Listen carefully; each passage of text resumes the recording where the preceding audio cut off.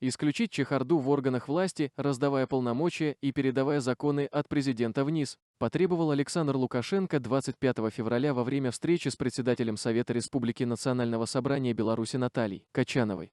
На мероприятии был затронут вопрос работы экспертного совета при Совете Республики, который, по замыслу Лукашенко, должен стать своего рода фильтром важнейших для страны законодательных решений.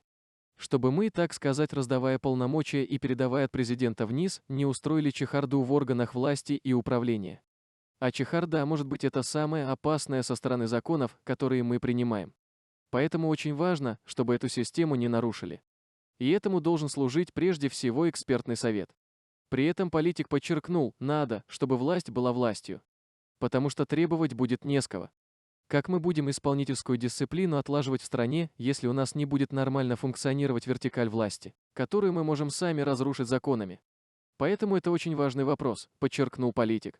В свою очередь Наталья Качанова отметила, что экспертным советом с 2021 года проведено более 140 заседаний.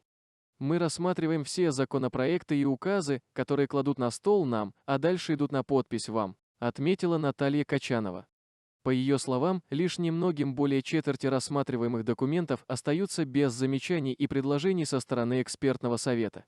Все они передаются тому органу, который вносит на рассмотрение нормативный правовой акт. Например, в правительство. Мы не заставляем никого дорабатывать. Мы высказываем мнение экспертов. А дальше они уже вправе поступать, как они поступают, рассказала председатель Совета Республики.